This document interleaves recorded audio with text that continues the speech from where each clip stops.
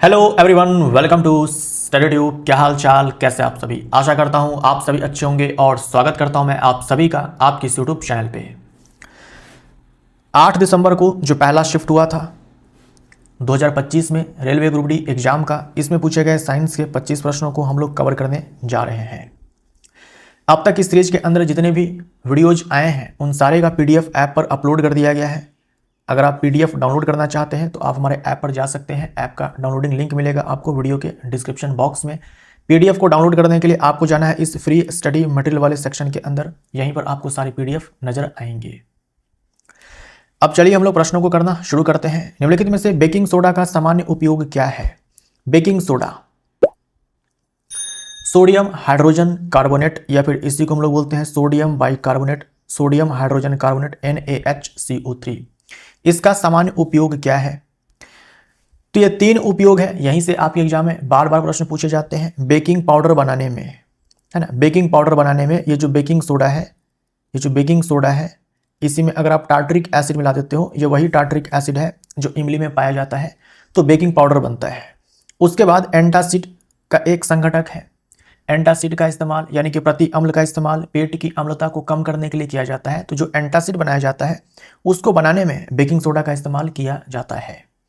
और सोडा अम्ल अग्निशामक में, अग्निशामक का इस्तेमाल जो है किया जाता है आग को बुझाने के लिए। तो यहाँ जो सोडा है ना, इस सोडा में ये बेकिंग सोडा का ही इस्तेमाल किया जाता है। और ये जो अम्ल है, यहाँ पर अम्ल के रूप में जो है सल्फ्यूरिक एसिड का इस्तेमाल किया जाता है। और सोडा में ये बेकिंग सोडा हो गया। तो ये क्या है, धातु का हाइड्रोजन कार्बोनेट है और ये अम्ल है। और हम लोग पढ़ चुके हैं इस सीरीज के अंदर कि जो धातु का कार्बोनेट होता है और बाइकार्बोनेट होता है और अम्ल के बीच जो अभिक्रिया होती है, धातु के कार्बोनेट और बाइकार्बोनेट और अम्ल के बीच में जो अभिक्रिया होती है, तो यहाँ से कार्बन डाइऑक्साइड गैस का उत्सर्जन होता है और ये जो गैस होती है आग बुझाने में काम आती है। ठीक है, तो हमारा आंसर इसमें क्या हो जाएगा, अतिरिक्त आमाशयी अम्ल को उदासीन करना। सी हमारा राइट आंसर हो जाएगा। यानी एंटासिड बनाने में इसका इस्तेमाल किया जाता है, जिसका काम होता है एक्स्ट्रा जो एसिड बन जाता है HCl हमारे आमाशय में, उसको न्यूट्रलाइज करना। तो सी हमारा राइट आंसर हो जाएगा। निम्नलिखित में से कौन सा एंजाइम पाचन क्रिया के दौरान आमाशय में स्रावित होता है। म्यूकस, ये कोई एंजाइम नहीं है ना, ये कोई एंजाइम नहीं है। पेप्सिन एंजाइम है, पेप्सिन एंजाइम है और ये हमारे आमाशय में स्रावित होता है। और इस पेप्सिन का काम होता है प्रोटीन को पचाना, प्रोटीन को पचाना। ये जो ट्रिप्सिन है ना, इसका भी काम प्रोटीन को पचाना ही होता है, इसका भी काम प्रोटीन को पचाना ही होता है। और ये जो एमाइलेज है, इसका काम होता है कार्बोहाइड्रेट को तोड़ना, कार्बोहाइड्रेट को पचाना। और ये दोनों के दोनों स्रावित किए जाते हैं अग्नाशय के द्वारा। अग्नाशय का एंजाइम है ये दोनों के दोनों, ठीक ना, अग्नाशय का एंजाइम है ये दोनों के दोनों। ठीक है, अग्नाशय का एंजाइम है ये दोनों के दोनों। ये जो एमाइलेज है, एमाइलेज जो है हमारे मुख गुहा में भी स्रावित होता है। ये एमाइलेज आपको 2 जगहों पर मिलेगा। अग्नाशय स्रावित करता है और ये दोनों अपना काम कहाँ करेंगे, छोटी आंत में जाकर के करेंगे। एक प्रोटीन को तोड़ेगा और दूसरा कार्बोहाइड्रेट को तोड़ेगा। और ये जो एमाइलेज है ये हमारे मुख गुहा में भी स्रावित होता है। स्टार्च को माल्टोज में तोड़ने का काम ये एमाइलेज करता है। हमारे आमाशय में स्रावित होता है पेप्सिन हो जाएगा। ए हमारा राइट आंसर हो जाएगा। और इसी पेप्सिन को एक्टिवेट करने के लिए, सक्रिय करने के लिए आमाशय में HCl का स्राव होता है। और वो जो HCl है भाई काफ़ी ज़्यादा मजबूत अम्ल है, उस अम्ल से बचाने का काम जो है ये म्यूकस करता है। तो HCl के सिक्रीशन से पहले जठर ग्रंथि के द्वारा जो है इस म्यूकस को सिक्रेट किया जाता है, ताकि जो एसिड का जो स्ट्रेंथ है, जो अम्ल की भाई मजबूती है, उसको कमजोर किया जाए, कम किया जाए इस म्यूकस के द्वारा। इसीलिए म्यूकस का सिक्रीशन होता है। एक विद्यार्थी दूर रखी वस्तुओं को स्पष्ट रूप से नहीं देख सकता है, यानी दूर की वस्तु दिखाई नहीं दे रही है, लेकिन आराम से किताब पढ़ सकता है। भाई किताब तो पास में रख करके पढ़ा जाता है। तो दूर की वस्तु को नहीं देख पा रहा है लेकिन पास की वस्तु को देख पा रहा है। कौन सा दोष है ये, तो आंखों में ये है क्या, निकट दृष्टि दोष। निकट दृष्टि दोष में भाई निकट की वस्तु साफ साफ दिखाई पड़ती है, दूर की वस्तु साफ साफ दिखाई नहीं पड़ती है। तो यह है निकट दृष्टि दोष, जिसे मायोपिया कहा जाता है, मायोपिया कहा जाता है। और इसे ठीक करने के लिए कॉनकेव लेंस का इस्तेमाल किया जाता है ना, कॉनकेव लेंस का इस्तेमाल किया जाता है। इस लेंस का इस्तेमाल किया जाता है। इस दोष में क्या होता है कि जो प्रतिबिंब है वो रेटिना से पहले ही बन जाता है। अगर आंखों में किसी प्रकार का दोष नहीं है तो आपका जो प्रतिबिंब है आंख के अंदर वो रेटिना पर बनेगा और जो वस्तु है वो आपको साफ साफ दिखाई पड़ेगी। लेकिन इस दोष में प्रतिबिंब जो है रेटिना से पहले ही बन जाता है, तो इस लेंस का इस्तेमाल किया जाता है ताकि जो प्रतिबिंब है वो रेटिना पर बन सके। ठीक, तो मायोपिया हमारा आंसर हो जाएगा। वही जो हाइपरमेट्रोपिया है इसे ठीक करने के लिए कॉन्वेक्स लेंस का इस्तेमाल किया जाता है और इस केस में प्रतिबिंब जो है रेटिना के बाद बनता है। डी हमारा राइट आंसर हो जाएगा। कौन सा नियम धारावाही लूप के अंदर चुंबकीय क्षेत्र की दिशा निर्धारित करने में मदद करता है?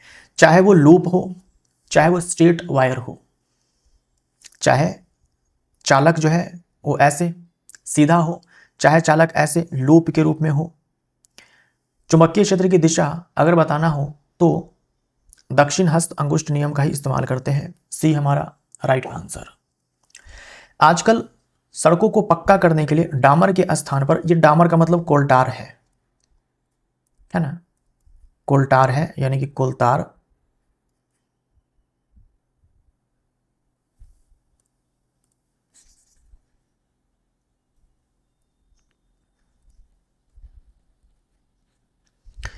इसका इस्तेमाल जो है किया जाता था पहले रोड को बनाने के लिए, लेकिन अब नहीं किया जाता है क्योंकि इसके इस्तेमाल से ना कैंसर करने वाले जो पदार्थ होते हैं उसका उत्सर्जन होता है।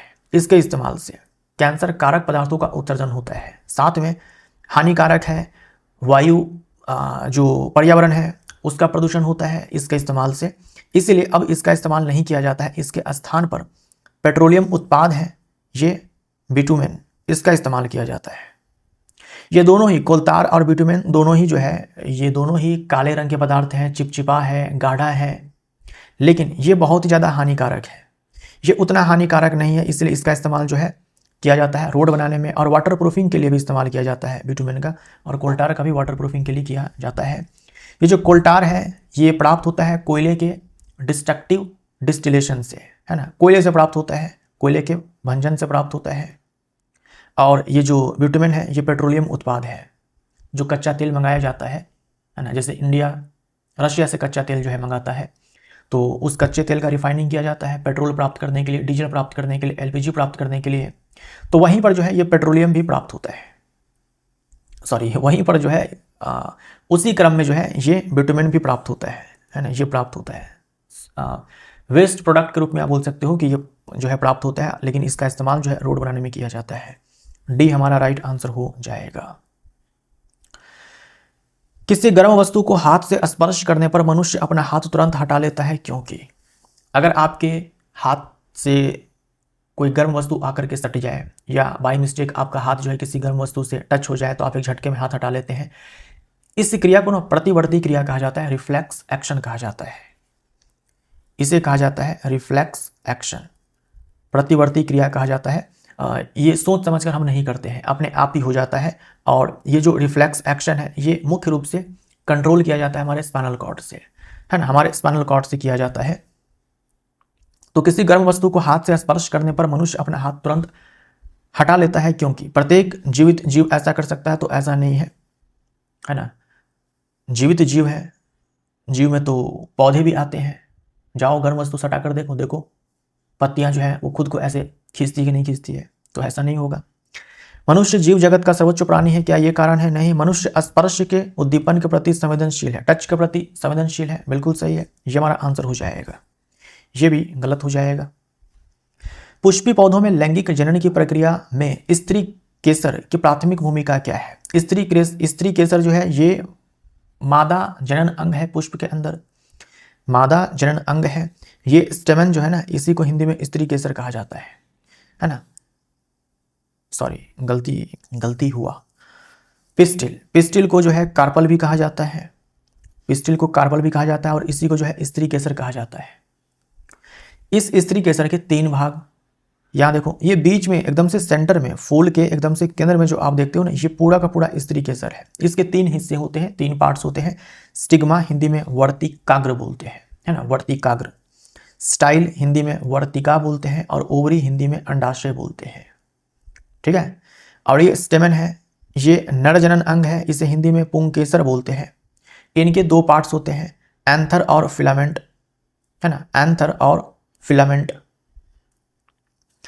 फिलामेंट यानी कि तंतु और एंथर, एंथर यानी कि परागकोश। और इस परागकोश में जो है परागण बनता है, फिर वो परागण जो है इस स्टिग्मा पे आता है, तो उस घटना को हम लोग क्या बोलते हैं, ये जो एंथर है इसमें परागकण का निर्माण होता है, और वो जो परागकण है वो इस स्टिग्मा पे आता है, तो इसी घटना को हम लोग परागण बोलते हैं, पोलिनेशन बोलते हैं। और ये जो ओवरी है, ये जो अंडाशय है, इसके भीतर बीजांड होता है और उसमें जो है अंडाणु होता है, अंडाणु यानी कि एग होता है, एग। ठीक है, तो पराग ग्रहण करता है, पराग, ये जो एंथर पराग बनाता है उसको ग्रहण करने का काम ये स्टिग्मा करता है। ये जो स्त्री केसर है उसका वर्तिकाग्र करता है, तथा निषेचन के लिए बीजांडों का आश्रय देता है। तो बीजांड के भीतर जो है निषेचन होगा जिसमें कि अंडाणु है। तो बी हमारा राइट आंसर हो जाएगा, बी राइट आंसर हो जाएगा। एक बंदूक क्षैतिज दिशा में गोली दागती है, निम्नलिखित में से कौन सा कथन सही है। बंदूक पर, गोली पर अग्र दिशा में लगने वाले बल के बराबर पश्चिम दिशा की ओर बल लगता है, सही हो जाएगा, है ना, यही आंसर हो जाएगा।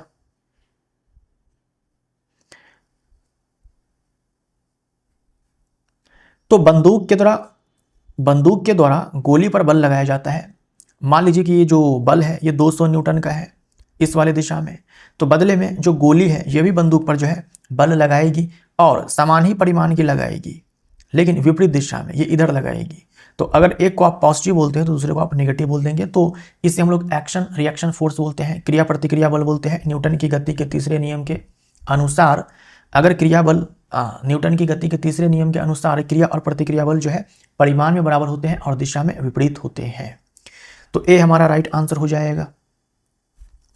घरेलू विद्युत परिपथ के संबंध में कौन सा कथन गलत है, गलत चूज करना है। सभी उपकरण समांतर क्रम में संयोजित होते हैं, बिल्कुल सही है। हमारे घर में जितने भी डिवाइस लगे होते हैं, जितने भी उपकरण लगे होते हैं, सब के सब लगे होते हैं समानांतर क्रम में, सब के सब जो है समानांतर क्रम में लगे होते हैं।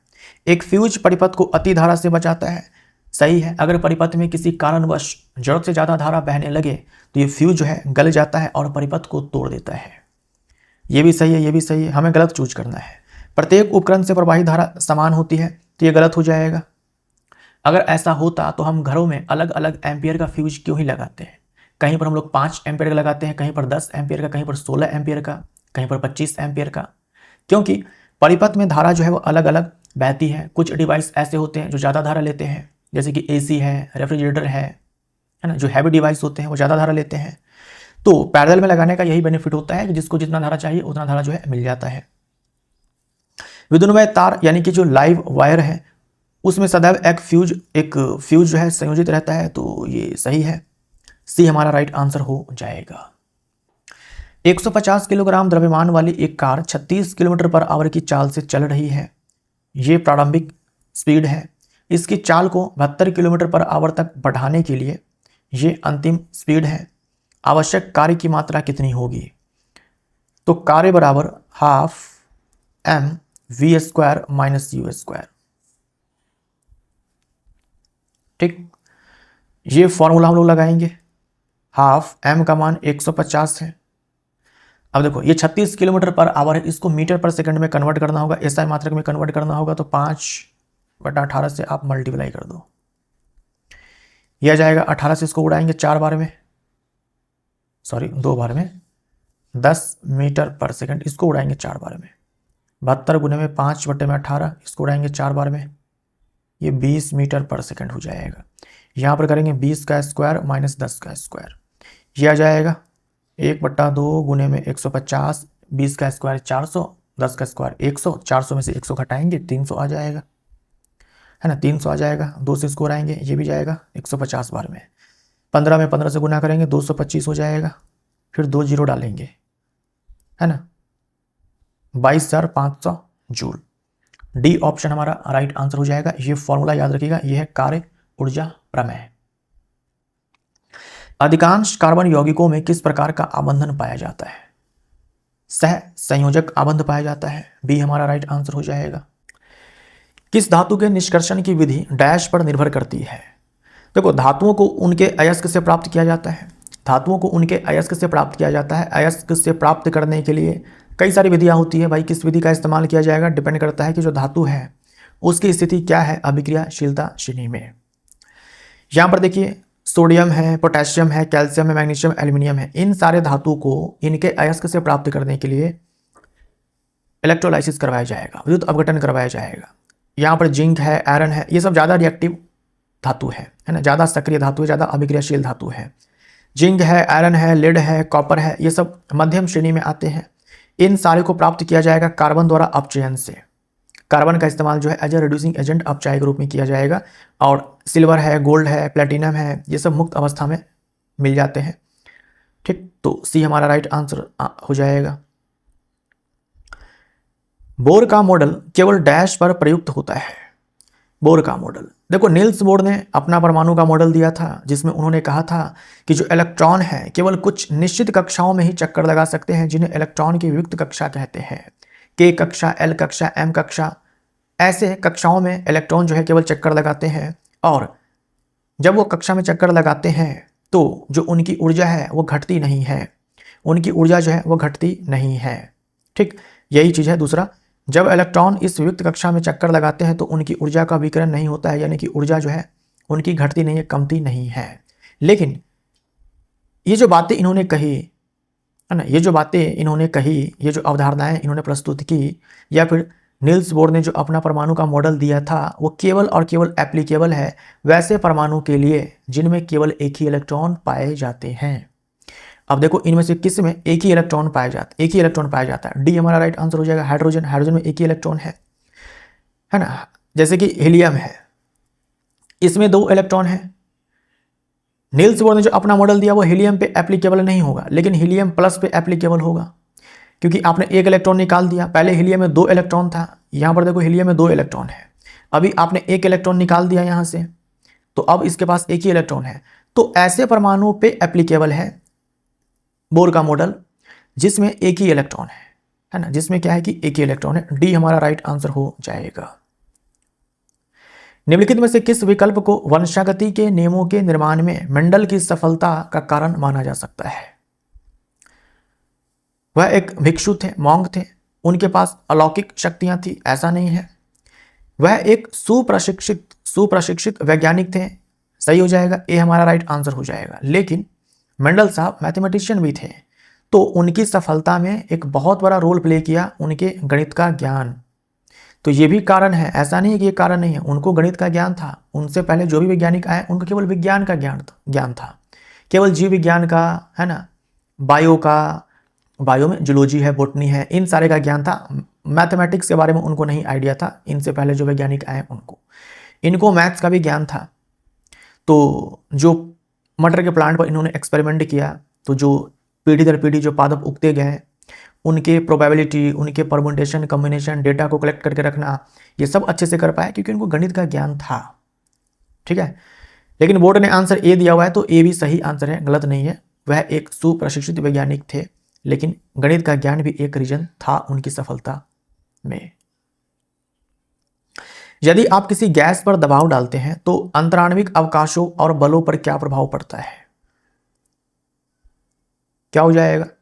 अगर हम किसी गैस पर दाब डालेंगे, मान लीजिए कि एक बर्तन है, बंद है बर्तन, और इसमें ये गैस के कण हैं, देखो अभी दूर दूर है, अभी दूर दूर है। फिर आपने क्या किया, इस पर दाब डाला तो क्या होगा, अब ये गैस के कण जो है ये पास पास आ जाएंगे, ये पास पास आ जाएंगे। तो जो अंतराण्विक अवकाश है, यानी कि अणुओं के बीच में जो गैप है, जो खाली स्थान है, वो तो कम हो जाएगा। और बलों पर क्या प्रभाव पड़ेगा, तो उनके बीच में जो बल है, आकर्षण बल, वो भी बढ़ जाएगा, है ना, वो भी बढ़ जाएगा। तो हम बोलेंगे अंतराण्विक अवकाश बढ़ते हैं, दोनों बढ़ते हैं। डी हमारा राइट आंसर हो जाएगा। अंतराण्विक अवकाश और बल दोनों बढ़ते, नहीं, अवकाश तो घटेगा ना, जो स्थान है, खाली स्थान है, वो तो कम होगा।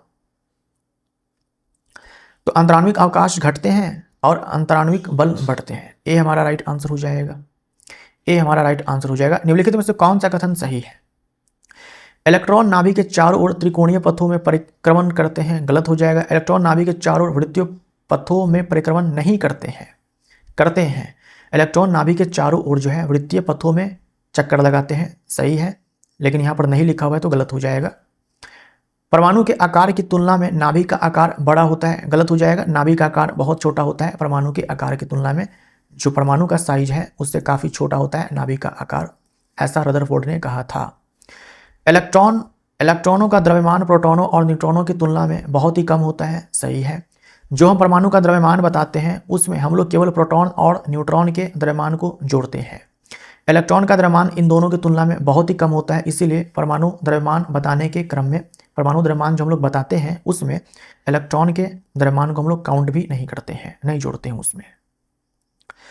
पर्यावरणीय उद्दीपन के प्रति पौधों की अनुक्रिया के संबंध में निम्नलिखित में से कौन सा कथन सही है? पर्यावरणीय उद्दीपन जैसे जल है, ताप है, टच है, इन सब के प्रति पौधों की अनुक्रिया के संबंध में निम्नलिखित में से कौन सा कथन सही है? जो पर्यावरणीय उद्दीपन है जैसे कि जल है, ताप है, ऊष्मा है, रसायन है, इनके प्रति जो प्लांट रिएक्ट करते हैं, रिस्पॉन्ड करते हैं, कुछ प्रतिक्रिया देते हैं, उनके संबंध में निम्नलिखित में से कौन सा सही है? पौधों में पर्यावरणीय उद्दीपन ग्रहण करने के लिए बहुत ही सूक्ष्म तंत्रिकाएं होती है। हम लोगों में होता है, पौधों में नहीं होता है। जो तंत्रिका कोशिका है क्या वो प्लांट में है? नहीं। यहाँ देखिए बोला है प्लांट में पेशी है, ये भी गलत हो जाएगा। संयोजी ऊतक है, ये भी गलत हो जाएगा। ये सब जंतुओं में होते हैं। कुछ पौधे स्पर्श के उद्दीपन के प्रति अनुक्रिया कर सकते हैं, सही है। जैसे छुई मुई जो पादप है उनकी पत्तियों को हम छूते हैं और वो मुरझा जाती है। तो क्या हुआ? पत्तियों ने स्पर्श को क्या किया? सेंस किया और उसके प्रति रिस्पॉन्ड किया, अनुक्रिया किया, ठीक है, और वो मुरझा गई। बी हमारा राइट आंसर हो जाएगा। तो यहां पर स्पर्श क्या है? अपने आप में उद्दीपन है और उसके प्रति जो है अनुक्रिया जो है पत्तियां करती है, छुई मुई की पत्तियां जो है वो करती है और वो मुरझा जाती है। बी हमारा राइट आंसर हो जाएगा। न्यूरॉन नहीं है लेकिन फिर भी वो ऐसा कर पाती है। श्वेत प्रकाश कांच के एक प्रिज्म पर तिर्यकता आपतित होता है, निम्नलिखित में से कौन सा कथन सत्य है? तो जब कांच के प्रिज्म से श्वेत प्रकाश को गुजारा जाता है, 7 रंगों में श्वेत प्रकाश टूट जाता है। इस घटना को प्रकाश का विक्षेपण कहते हैं। अब बताना है इनमें से कौन सा कथन सत्य है। लाल रंग का विचलन अधिकतम होता है। एक मैं आपको रिलेशन दे रहा हूं, उस रिलेशन को जो है आप याद रखिए। उस रिलेशन से ही इस तरह के सवाल जो है सारे के सारे बन जाएंगे। सबसे पहले आप यहां पर देखो, VIBGYOR, violet, indigo, blue, green, yellow, orange, red. जब हम वायलेट से रेड की तरफ जाते हैं तो जो वेवलेंथ है ये बढ़ती है, जो तरंग दैर्ध्य है ये बढ़ती है, ठीक। इस पूरे रेंज की जो वेवलेंथ है वो होती है 400 नैनोमीटर से 700 नैनोमीटर, राइट।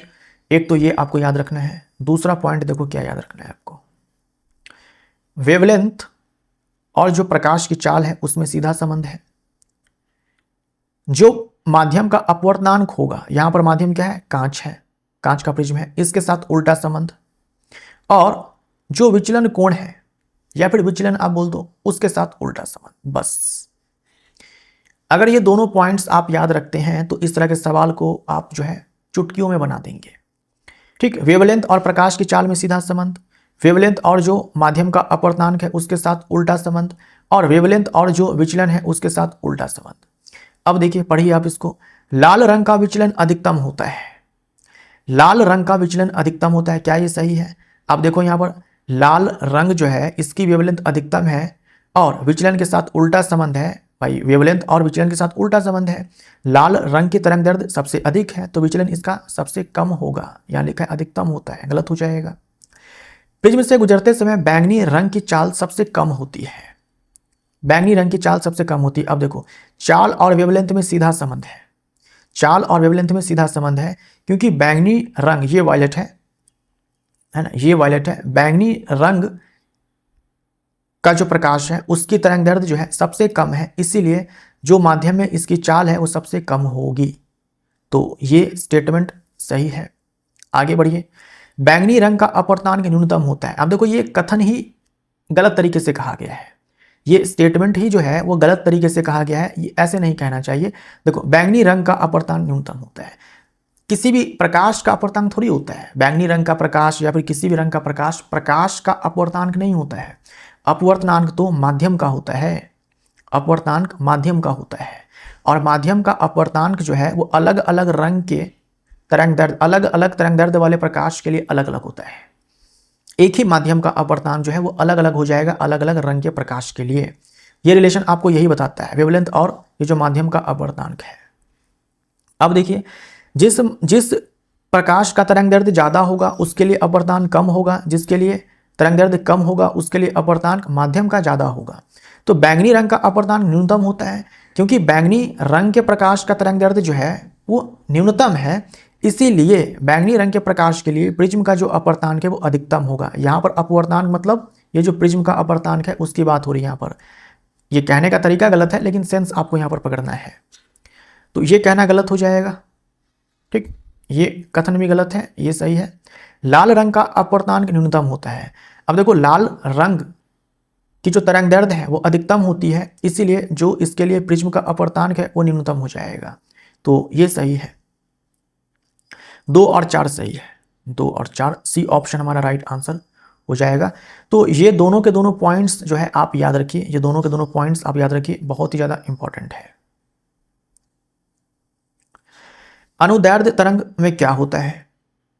तो अनुदैर्ध्य तरंग में क्या होता है, जो माध्यम के कण होते हैं वो ऐसे आगे पीछे दोलन करते हैं, गति करते हैं, और जो तरंग है इसी के पैरेलल चलती है, या तो इधर चले या तो इधर चले, ठीक।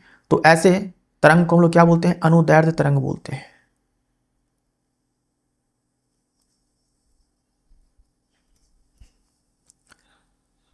कण अपनी विराम स्थिति के इधर उधर आगे पीछे दोलन करते हैं, डी ऑप्शन हमारा राइट आंसर हो जाएगा।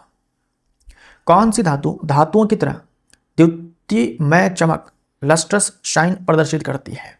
देखो, जो अधातु होते हैं उनमें चमक नहीं होती है, धातुओं में चमक होती है। अगर धातु अपने शुद्ध अवस्था में है, उसके ऊपर कोई संक्षारण नहीं हुआ है, तो जो धातु होते हैं उनमें अपनी चमक होती है, अधातु में चमक नहीं होती है। लेकिन अधातु में एक अपवाद है जिसमें धातु जैसी चमक होती है, तो है आयोडीन। आयोडीन है तो अधातु, लेकिन इसके पास धातु जैसी चमक है। मादा जनन तंत्र के किस भाग में अंड यानी कि ओवम है ना, ओवम यानी कि एग शुक्राणु द्वारा निषेचित होता है? तो ये जो निषेचन की प्रक्रिया है ये चलती है फेलोपियन ट्यूब में, है ना, डिंब वाहिनी नली में। एक ब्लॉक है 0.25 मीटर स्क्वायर क्षेत्रफल वाले पृष्ठ पर 500 न्यूटन का प्रणोद लगाता है, ब्लॉक द्वारा लगाया गया दाब। अब देखो, आपको दाब चाहिए, आपको दे दिया गया है प्रणोद यानी कि थ्रस्ट, और आपको दिया गया है एरिया। तो दाब बराबर क्या होता है? थ्रस्ट बट्टे में एरिया होता है ना। ये थ्रस्ट और कुछ नहीं, लंबवत बल होता है। ये 500 न्यूटन है, एसआई मात्रक में है, और एरिया भी एसआई मात्रक में है, ठीक है। पॉइंट हटाएंगे, ऊपर में 100 आ जाएगा, फिर 25 से इसको उड़ा देंगे 4 बार में, 20 2 जीरो और आएगा, ये आ जाएगा न्यूटन पर मीटर स्क्वायर, इसी को हम लोग पास्कल भी बोल सकते हैं। ए हमारा राइट आंसर हो जाएगा। पादपों में वृद्धि केवल विशिष्ट क्षेत्रों में ही क्यों होती है? पादपों में जो वृद्धि है केवल विशिष्ट क्षेत्रों में ही होती है, क्योंकि जो डिवाइडिंग सेल्स हैं, विभाजनकारी कोशिकाएं हैं, यानी कि जो विभज्योतक है वो केवल विशिष्ट क्षेत्रों में ही पाया जाता है। जैसे पादपों में वृद्धि जो है मुख्य रूप से शीर्ष से होता है ना, जड़ के शीर्ष से और तना के शीर्ष से होता है, क्योंकि शीर्ष में ही विभज्योतक पाए जाते हैं। तो क्योंकि विभज्योतक केवल विशिष्ट क्षेत्रों में ही स्थित होते हैं, सी हमारा राइट आंसर हो जाएगा। पिछले वाले शिफ्ट में भी मैंने आपको बताया था कि जो ये विभज्योतक है ये लोकलाइज्ड है, कुछ खास तरह के लोकेशन पे ही ये विभज्योतक जो है ये पाए जाते हैं, और जहां जहां ये पाए जाएंगे वहीं वहीं वृद्धि होगी। दो वस्तुएं त्वरित हो रही है, एक का द्रव्यमान 3 किलोग्राम और वह 4 मीटर पर सेकंड स्क्वायर की गति से त्वरित होती है, और दूसरी का द्रव्यमान 5 किलोग्राम है और वह 2 मीटर पर सेकंड स्क्वायर की गति से त्वरित होती है। इनमें से किसको गति करने के लिए अधिक बल की आवश्यकता है? तो बल बराबर होता है द्रव्यमान गुने में त्वरण, द्रव्यमान गुने में त्वरण। आप इन दोनों को गुना कीजिए, कितना आएगा? 12, 3 गुने में 4, 12 न्यूटन। यहाँ देखो, दूसरी का द्रव्यमान 5 किलोग्राम है और वह 2 मीटर पर सेकंड स्क्वायर की गति से त्वरित होती है। फिर से लगाएंगे सेम फॉर्मूला, द्रव्यमान है 5 किलोग्राम और त्वरण है 2 मीटर पर सेकंड स्क्वायर, तो ये 10 न्यूटन हो जाएगा। इनमें से किसको गति करने के लिए अधिक बल की आवश्यकता है? तो ये 12 न्यूटन किसको चाहिए? 3 किलोग्राम वाले को चाहिए, तो सी ऑप्शन हमारा राइट आंसर हो जाएगा। क्लोर क्षार प्रक्रिया के दौरान निम्नलिखित में से कौन सा उत्पाद सीधे लवण के विद्युत अपघटन से प्राप्त नहीं होता है? तो क्लोर क्षार प्रक्रिया, यहाँ जो क्लोर है इससे क्लोरीन होता है और जो क्षार है इससे एक प्रबल क्षार सोडियम हाइड्रोक्साइड होता है। तो क्लोर क्षार प्रक्रिया में ये दोनों बनते हैं और साथ में एक और उत्पाद बनता है हाइड्रोजन। तो ये 3 उत्पाद जो है बनते हैं। क्लोरीन गैस मुक्त होती है, हाइड्रोजन गैस मुक्त होती है और सोडियम हाइड्रोक्साइड जो कि एक प्रबल क्षार है, इसका पीएच जो है वो लगभग 14 होता है, याद रखिएगा। तो कैथोड पर निक्षेपित सोडियम धातु आपको नहीं मिलेगा। डी ऑप्शन हमारा राइट आंसर हो जाएगा। कौन प्राप्त नहीं होता है, यही आपसे सवाल पूछा गया है। तो डी ऑप्शन हमारा राइट आंसर हो जाएगा। कैथोड पर हाइड्रोजन गैस मुक्त होती है, एनोड पर क्लोरीन गैस मुक्त होती है और सोडियम हाइड्रोक्साइड विलयन बनता है। सही है, डी हमारा राइट आंसर हो जाएगा। तो दोस्तों इसी के साथ ये वीडियो यहीं पर समाप्त होता है। मिलते हैं अगले वीडियो में। Thank you so much.